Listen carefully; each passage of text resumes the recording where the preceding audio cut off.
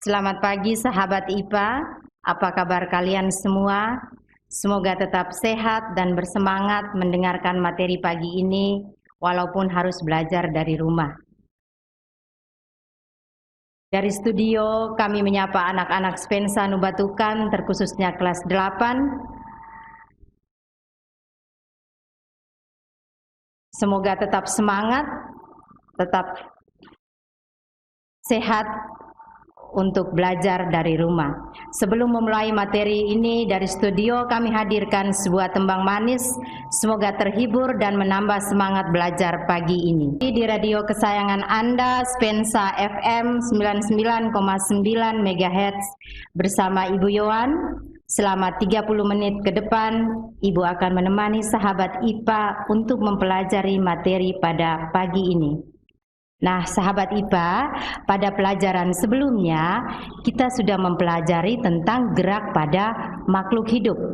Nah, gerak pada makhluk hidup itu sendiri itu bisa terjadi pada manusia, hewan, dan tumbuhan. Pagi ini masih tentang gerak, tetapi kali ini materinya berkaitan dengan gerak pada benda. Nah, gerak pada benda di sini bisa terjadi pada benda hidup maupun benda mati. Sahabat IPA, konsep gerak sendiri yang harus kita pelajari ada 3 bagian penting. Yang pertama, ada gerak lurus, dan yang kedua ada gaya, dan yang ketiga ada hukum Newton. Pada gerak lurus, kita akan mempelajari atau berkaitan dengan jarak, perpindahan, kelajuan, dan kecepatan. Sedangkan pada gaya, kita akan mengidentifikasi jenis-jenis gaya yang terjadi dalam kehidupan kita sehari-hari dan bagaimana pengaruh gaya terhadap benda itu sendiri. Dan bagian penting yang ketiga dari konsep gerak tersebut adalah hukum Newton. Ada hukum pertama Newton, hukum kedua Newton, dan hukum ketiga Newton. Nah, sahabat IPA, sebelum kita mempelajari 3 bagian penting terkait pada konsep gerak itu sendiri, kita lebih dulu harus mengetahui gerak itu apa. Yang dimaksudkan gerak dalam ilmu fisika itu terjadinya perubahan posisi atau kedudukan suatu benda terhadap sebuah titik acuan. Nah, gerak selalu dikaitkan dengan suatu titik acuan. Sebagai contoh dalam kehidupan kita sehari-hari, ketika kita hendak berpergian, Ibu ambil contoh di sini kita menggunakan transportasi darat. Nah, pada saat kita hendak bepergian ke kampung halaman kita misalnya, kita naik bis. Kita naik bis berarti kita akan meninggalkan terminal. Nah, itu dapat kita katakan bahwa kita bergerak terhadap terminal atau bis yang kita tumpangi itu bergerak terhadap terminal. Nah, kenapa? Karena yang menjadi titik acuan kita adalah terminal. Nah, gerak juga selalu bersifat relatif. Artinya, bergerak atau tidaknya suatu benda ditentukan oleh keadaan orang atau si pengamat terhadap benda itu. Sifat relatif gerak benda sangat bergantung pada titik acuan yang kita gunakan. Sebagai contoh tadi, titik acuan kita adalah terminal. Nah, gerak ini sendiri dibagi menjadi beberapa jenis gerak. Yang pertama, pembagian gerak menurut keadaan benda. Itu ada 2. Yang pertama ada gerak nyata. Nah, gerak nyata di sini adalah gerak suatu benda yang diakibatkan oleh perubahan jarak atau posisi terhadap titik acuan. Dan yang kedua adalah gerak semu.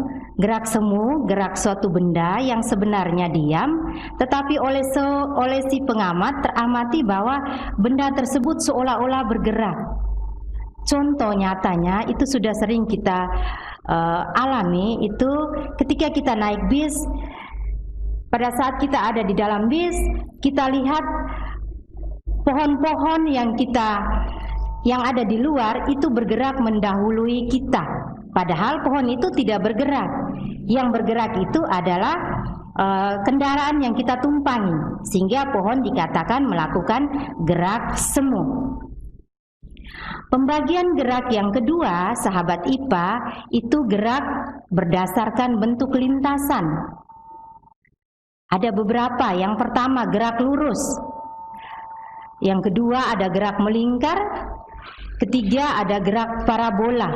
Nah, sekarang kita lebih fokus pada gerak lurus sesuai dengan materi kita pagi ini. Nah, gerak lurus di sini artinya gerak yang lintasannya berupa garis lurus. Lintasan yang dimaksud itu merupakan titik-titik yang berurutan yang dilalui oleh suatu benda yang sedang bergerak. Nah, pada gerak lurus itu kita akan mempelajari, karena ada kaitan yang sangat erat dengan gerak lurus, yaitu yang pertama ada jarak. Nah, jarak di sini merupakan panjang seluruh lintasan yang ditempuh oleh suatu benda. Di sini jarak termasuk besaran skalar. Nah, kenapa jarak termasuk dalam besaran skalar? Karena jarak di sini hanya memiliki besar atau nilainya saja. Dan yang kedua adalah perpindahan. Nah, perpindahan di sini merupakan jarak dan arah dari kedudukan awal ke kedudukan akhir, atau bisa dikatakan bahwa terjadi perubahan posisi akhir suatu benda terhadap posisi awalnya. Berbeda dengan jarak, perpindahan di sini merupakan besaran vektor, karena perpindahan selain memiliki nilai atau besarnya, perpindahan juga memiliki arahnya. Dan yang ketiga ada kelajuan. Kelajuan di sini merupakan jarak yang ditempuh benda setiap satuan waktu. Dan yang keempat adalah kecepatan. Nah, kecepatan di sini merupakan perpindahan yang ditempuh benda dalam tiap satuan waktu. Kecepatan dan kelajuan di sini pada dasarnya ada perubahan yang sangat signifikan, tetapi secara matematis hubungan antara kecepatan dan kelajuan itu bisa dirumuskan V sama dengan S per T, di mana V itu merupakan kelajuan atau kecepatan, sedangkan S merupakan perpindahan dan T merupakan waktu tempuh daripada benda tersebut. Nah, bagaimana satuan yang digunakan pada rumus tersebut? Nah, pada jarak, satuan menurut sistem internasional yang kita gunakan adalah meter, sedangkan pada waktu, satuan yang kita gunakan adalah sekon. Sekon di sini atau detik. Sehingga kecepatan itu atau kelajuan tersebut satuannya adalah meter per sekon, karena merupakan hasil bagi antara jarak dan waktu. Sahabat IPA, gerak lurus tadi berdasarkan kecepatannya itu terbagi atas dua. Yang pertama ada GLB. GLB ini merupakan gerak lurus beraturan. Nah, gerak lurus beraturan, namanya saja gerak lurus, berarti lintasannya otomatis berupa garis lurus. Tetapi harus diingat bahwa pada GLB kecepatannya itu tetap. Nah, yang kedua ada gerak lurus berubah beraturan atau yang biasa disingkat GLBB. Nah, pada gerak lurus berubah beraturan, gerak ini lintasannya juga berupa garis lurus, tetapi kecepatannya akan mengalami perubahan yang sama untuk setiap waktu. Sahabat IPA, pada GLBB, pada gerak lurus berubah beraturan atau GLBB itu terbagi atas dua. Ada GLBB dipercepat dan GLBB diperlambat. Pada GLBB dipercepat artinya kecepatannya akan bertambah setiap waktu. Dan pada GLBB diperlambat itu kecepatannya akan berkurang setiap waktunya. Yang berikut dari konsep gerak yang merupakan bagian penting juga adalah gaya. Nah, gaya di sini dalam ilmu fisika itu merupakan suatu tarikan atau dorongan. Nah, tarikan atau dorongan yang kita berikan pada sebuah benda itu akan mengakibatkan kedudukan atau posisi benda tersebut berubah. Nah, jenis-jenis gaya itu bermacam-macam. Ada gaya otot, gaya gesek, gaya pegas, gaya listrik, dan gaya gravitasi, juga gaya magnet. Nah, sekarang kita akan mempelajari bagaimana pengaruh gaya terhadap suatu benda. Nah, sahabat IPA, pengaruh gaya pada suatu benda itu ada 3. Yang pertama, gaya bisa mengakibatkan kecepatan pada gerak benda itu sendiri. Nah, contohnya sahabat IPA, aplikasinya dalam kehidupan kita sehari-hari, Ibu ambil contoh pada kendaraan, bisa roda 2 atau bisa roda 4. Nah, pada saat digas, maka kecepatan pada kendaraan yang kita kendarai itu akan semakin bertambah. Nah, dan pada saat direm, kecepatan pada kendaraan yang kita kendarai itu akan berkurang. Dan yang kedua, gaya juga bisa mengakibatkan atau mengubah arah gerak pada benda itu sendiri. Contohnya, sahabat IPA tentunya sudah pernah melakukan permainan ini, bermain kelereng. Ini bisa dilakukan oleh siswa-siswi Spensa Nubatukan. Pada satu titik, kita mengandaikan pada titik A itu terdapat sekumpulan kelereng, misalnya 10 buah. Terus pada titik B terdapat hanya 1 buah kelereng atau 1 butir kelereng. Nah, ketika kelereng yang jumlahnya 1 itu yang ada pada titik B ditembakkan pada sekumpulan kelereng pada titik A, otomatis akan terjadi benturan pada kelereng titik A dan B. Nah, pada saat terjadi benturan pada kedua kelereng itu, maka otomatis terjadi perubahan arah gerak benda pada kelereng-kelereng yang dikenai gaya pada kelereng B tadi. Arahnya bisa berpencaran. Otomatis arah yang tadi semulanya dikumpulkan pada titik A, dia akan menyebar. Dan yang ketiga, pengaruh gaya juga bisa mempengaruhi bentuk benda. Nah, contohnya di sini sahabat IPA membuat bentuk bulat dari bahannya dari tanah liat. Setelah sahabat IPA membuat bentuk yang bulat, misalnya bola bulat itu dari tanah liat, bentuknya awalnya sudah bulat. Kemudian sahabat IPA iseng salah satu ujung jari tangan sahabat IPA itu menekan permukaan daripada bentuk bola yang sudah dibuat dari tanah liat itu, bentuknya bulat itu ditekan oleh salah satu ujung jari tangan, maka otomatis bentuk yang tadi bulat sudah berubah bentuknya, sudah tidak bulat lagi. Nah, sahabat IPA sekalian,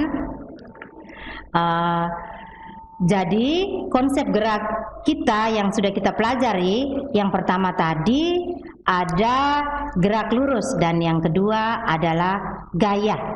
Sebelum kita masuk pada konsep gerak ketiga yang merupakan bagian penting, yaitu hukum Newton, Ibu kembali menghadirkan satu tembang manis dari studio. Semoga sahabat IPA tetap semangat untuk mempelajari materi IPA pada pagi hari ini. Oke, kembali kita ke studio. Kita lanjutkan dengan materi kita selanjutnya yang masih berkaitan dengan konsep gerak yang merupakan bagian penting, yaitu hukum Newton. Nah, sahabat IPA, ketika kita mendorong sebuah meja yang berat dan sebuah tong sampah yang kosong, tentunya gaya yang kita berikan juga besarnya berbeda-beda. Mendorong sebuah meja tentunya gaya yang diberikan lebih besar daripada gaya yang kita berikan pada tong sampah yang kosong. Nah, dinamika grafik ini dijelaskan oleh seorang ilmuwan fisika yang namanya Isaac Newton. Sehingga Newton sendiri memperkenalkan ada 3 hukum dinamika grafik tersebut. Yang pertama ada hukum Newton 1 atau yang disebut dengan hukum kelembaman atau hukum inersia.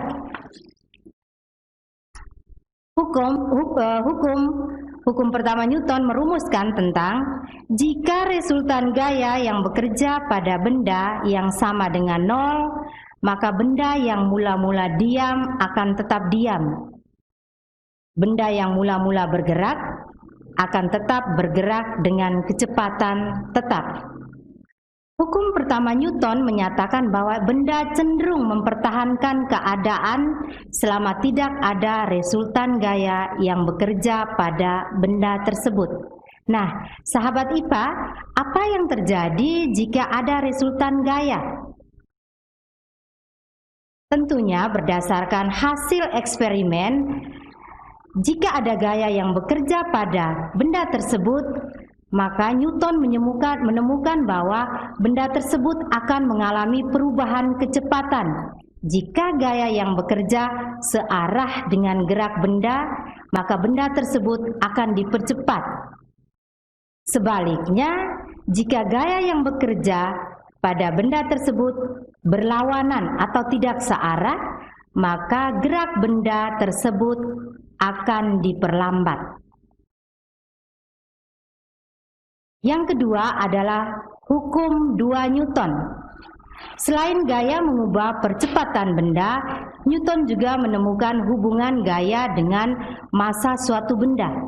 Nah, massa di sini merupakan ukuran kelembaman suatu benda. Hal ini disebabkan oleh semakin besar massa suatu benda, maka semakin besar pula gaya yang diperlukan untuk menggerakkan benda tersebut.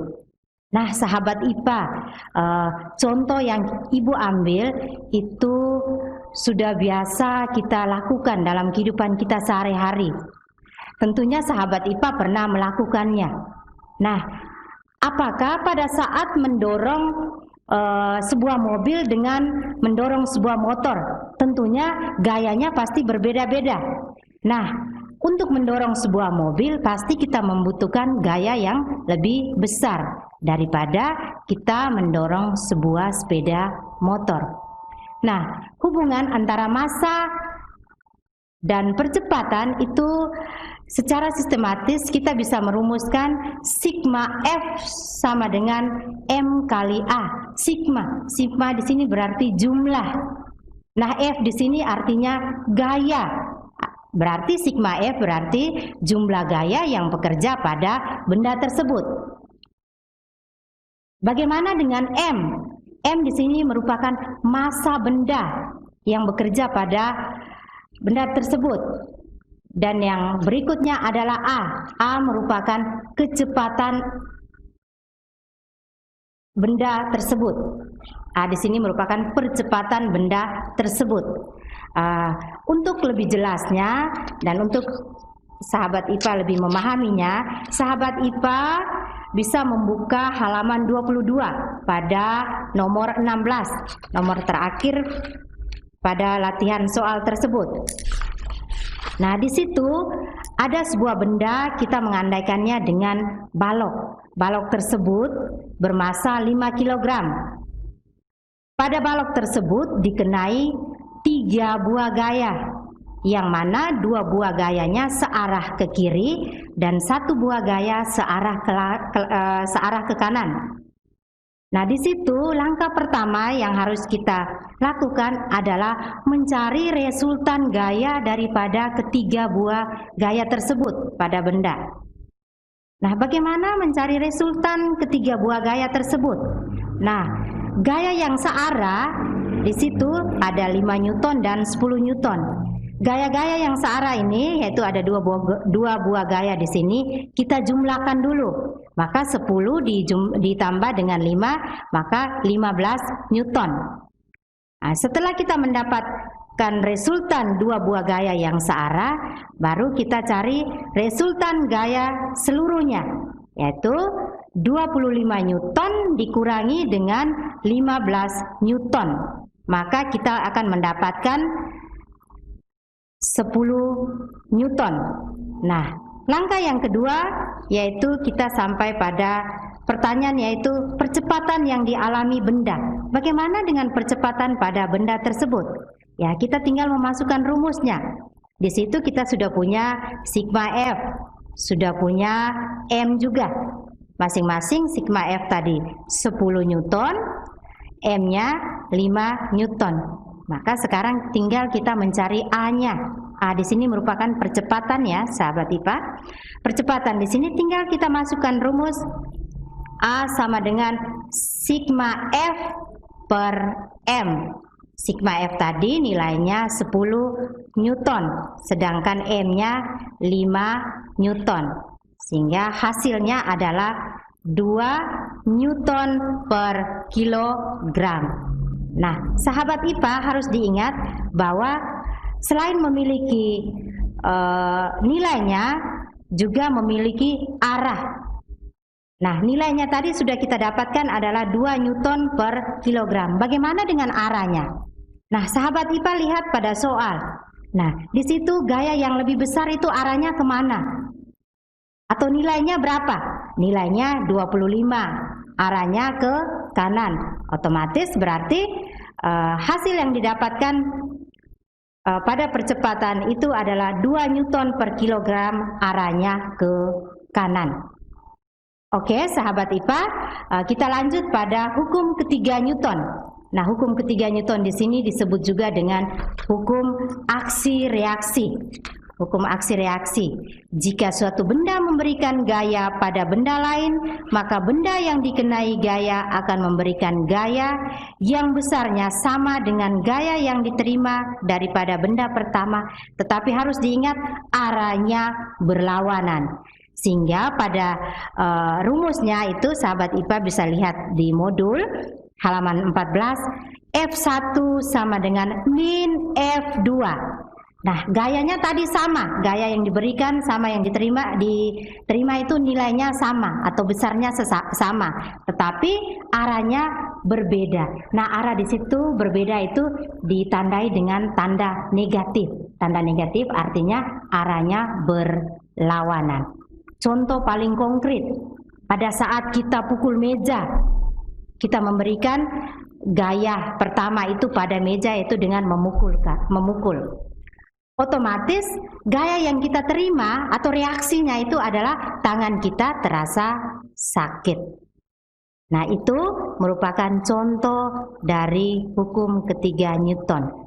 Masih banyak contoh yang lain, sahabat IPA bisa mempelajari sendiri lewat modul atau lewat sumber-sumber yang lain, referensi yang lain. Nah, sahabat IPA, gaya itu munculnya selalu berpasangan. Jadi sahabat IPA, hukum Newton yang dirumuskan oleh ilmuwan fisika yang bernama Sir Isaac Newton itu ada 3. Yang pertama, hukum 1 Newton, hukum 2 Newton, dan hukum 3 Newton. Sahabat IPA, sekian pembelajaran kita hari ini. Tetap semangat, cuci tangan, pakai masker, dan selalu jaga jarak. Salam sehat dan sukses, Tuhan memberkati.